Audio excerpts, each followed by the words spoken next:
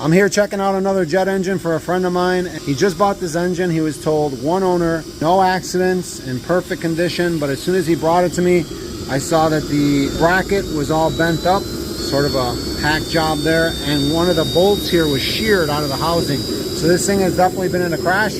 But we're gonna start it up and see if it runs okay. See if it got ripped off or not.